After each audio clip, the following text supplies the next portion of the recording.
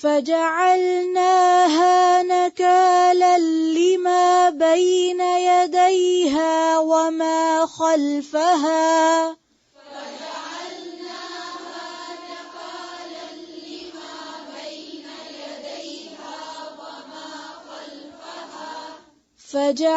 فجعلناها نكالا لما بين يديها وما خلفها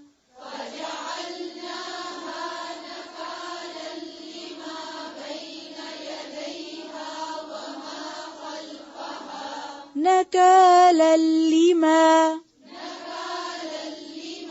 بين يديها وما خلفها. پھر سے پڑھیں فجعلناها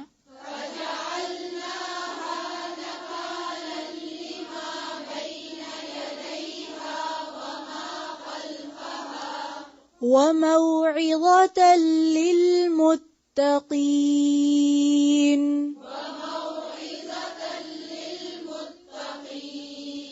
وموعظة للمتقين.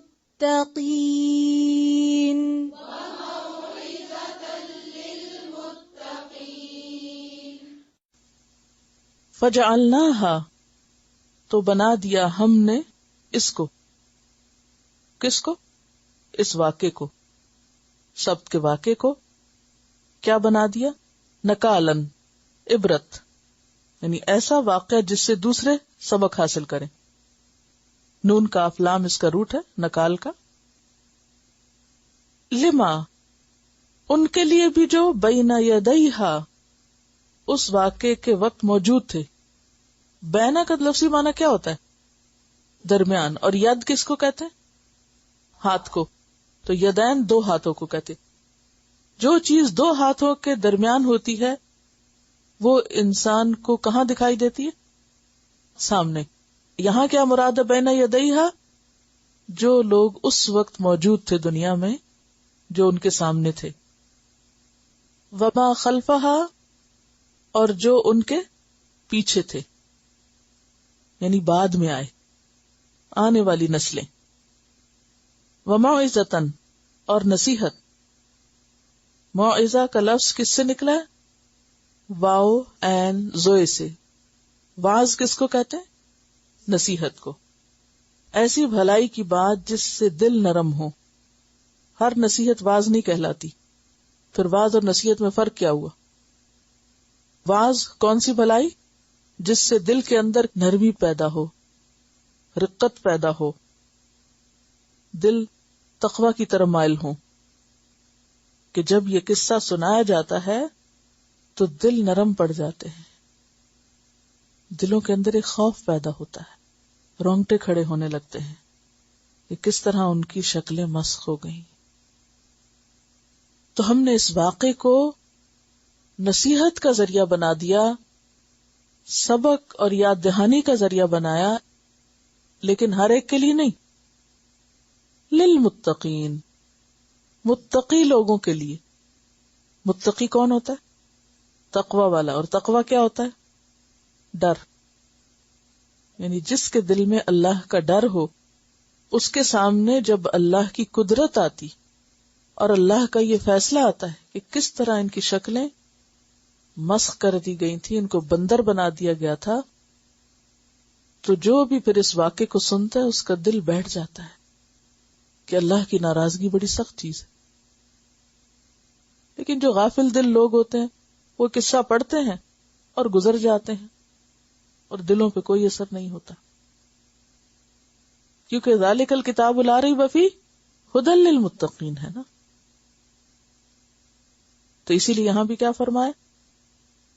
فجعلناها نکالا لما بین یدیہا وما خلفہا وموعظۃ للمتقین. جو دیکھے سبق پکڑے، جو سنے نصیحت پکڑے. یعنی یہ قصے کس لیے بیان ہوئے ہیں؟ نصیحت کے لیے، نہ کہ قصہ برائے قصہ. یعنی کہانی انٹرٹینمنٹ کے لیے نہیں ہے. فجعلناها نکالا لما بین یدیہا وما خلفہا. اس دور کے لوگوں کے لیے بھی یہ لوگ ایک عبرت کا نمونہ بن گئے اور بعد والوں کے لیے بھی نمونہ عبرت بنے.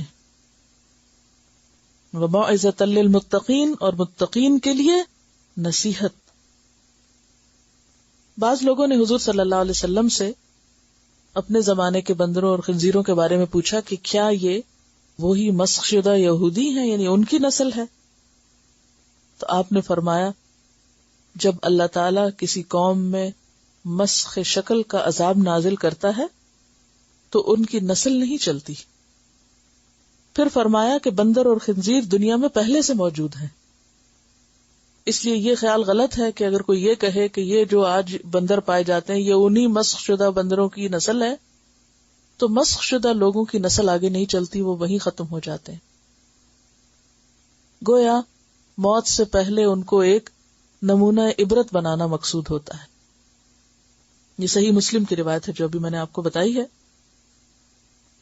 فَجَعَلْنَاهَا نَكَالًا، تو ہم نے ان کو نکال بنا دیا. نکال کا معنی عبرت بنا دیا. اور متقین کے لیے اس میں بڑی نصیحت ہے. اللہ سے ڈرنے والوں کے لیے اس میں بہت بڑا سبق ہے. جو خدا سے نہیں ڈرتے وہی ایسے کام کرتے ہیں، اور ان کے لیے اس میں کوئی سبق نہیں. جو اللہ سے ڈرتا ہو وہ کبھی بھی دین میں شوشے بازی، ہیلا سازی، حجت بازی اور اس کے اندر منمانی تفسیریں اور منمانے معنی نکالنے کی کوشش نہیں کرے گا، اور نہ ہی وہ کسی چیز کو اس کے کانٹیکسٹ سے ہٹائے گا. دیکھیے اللہ تعالیٰ نے قرآن پاک میں جب مثالیں دی تو کیا فرمایا؟ یُضِلُّ بِهِ کثیرا وَیَہْدِی بِهِ کثیرا. اسی کلام کے ساتھ، انہی مثالوں کے ساتھ اللہ تعالیٰ بہت سے لوگوں کو گمراہ کر دیتا ہے اور بہت سے لوگوں کو ہدایت دے دیتا ہے. قرآن ہدایت کا ذریعہ بھی ہے، اور بہت سے لوگ قرآن پڑھ کر بھٹکے بھی ہیں، کیونکہ انہوں نے آیات کو اصل کانٹیکسٹ میں نہیں لیا، خود بھی بھٹکے دوسروں کو بھی بھٹکایا. تو جب لوگوں سے کہا گیا تو وہ کہتے ہیں کہ وہ بھی تو قرآن پڑھتے ہیں، وہ بھی تو قرآن سے دلیل لاتے ہیں. ہاں سبھی پڑھتے ہیں، لیکن اگر کسی چیز کو آپ اس کے کانٹیکسٹ سے نکال کر من مانے مطلب دینا شروع کر دیں تو آپ ہدایت نہیں پائیں گے، آپ بھٹکیں گے. تو اسی لیے بے حد ضروری ہے کہ قرآن کی تفسیر پہلے قرآن کو قرآن ہی سے ویریفائی کیا جائے کہ جو معنی بیان ہونے لگا ہے کیا یہی مطلوب ہے، اور پھر نبی صلی اللہ علیہ وسلم سے، پھر آپ کے طریقہ کار سے، اور صحابہ کرام کی پھر اقوال سے اور ان کے طریقہ کار سے. مثلا آج کے دور میں کئی لوگوں نے دین کی منمانی تفسیر شروع کی، نماز کا خود ساختہ مطلب نکالا کہ صلاۃ کا لفظی معنی ہوتا ہے پریئر، تو آپ کہیں بھی بیٹھ کے دعا مانگ لو، آپ کی نماز ہو گئی. اس کو کہتے ہیں دل کی نماز. فلاں اتنا پہنچا ہوا اب اس کو نماز کی ضرورت ہی نہیں. اللہ کے رسول صلی اللہ علیہ وسلم سے آگے بڑھ کر کوئی پہنچا ہوا ہوگا کہ آپ آخری وقت میں بھی الصلاۃ الصلاۃ کہہ رہے ہیں. دنیا سے جاتے ہوئے آخری نصیحت یہی، اور غلاموں کے بارے میں نصیحت فرما رہے. اب کوئی آج اگر اٹھ کے خود کہہ دے میں بہت بڑا بزرگ ہوں، بس میری طرف سے تمہیں اجازت ہے کہ بس دل کا پاک ہونا چاہیے، وضو کی کیا ضرورت ہے. تو یہ سب دین کے اندر دین کے معنی میں تبدیلی اور آیات کی خود ساختہ تفسیر انسان کو بھٹکانے کا ذریعہ بنتی ہے. ایسی چیزوں سے بچنے کی ضرورت ہے، اور کہیں دھوکہ نہ کھائے کوئی کہ یہ تو قرآن ہی پڑھا رہے ہیں اور قرآن ہی سے نکلا ہوا ہے. پہلے آپ دیکھ لیں کہ کیا قرآن پر یہ عمل اللہ کے رسول نے بھی اسی طرح کیا تھا. آپ نے بھی صرف دعا ہی کر دی تھی بیٹھے بیٹھے جہاں چاہے، اور اس کو آپ نے نماز کا نام دیا تھا. کیونکہ قرآن کا بیان کس کے ذمہ ہے؟ اللہ کے ذمہ. اور بیان کس سے کروایا؟ نبی صلی اللہ علیہ وسلم سے کروایا، اور آپ نے وہ چیزیں کر کے دکھائی. اسی لیے آتا نا خذوا انی مناسککم، حج کے طریقے بھی مجھ سے سیکھو. اور نماز کے بارے میں کیا فرمایا؟ صلو کما رأیتمونی اصلی، ایسے نماز پڑھو جیسے میں پڑھتا ہوں. ہم کیوں کرتے ہیں یہ سب؟ اس لیے کرتے ہیں کہ اب ہماری خواہشات کی تکمیل اسی سے ہوتی ہے. یہ تکلیف کرنے کی ضرورت کیا ہے؟ اپنے آپ کو دھوکہ دینے. وہی نا وما یخدعون الا انفسہم,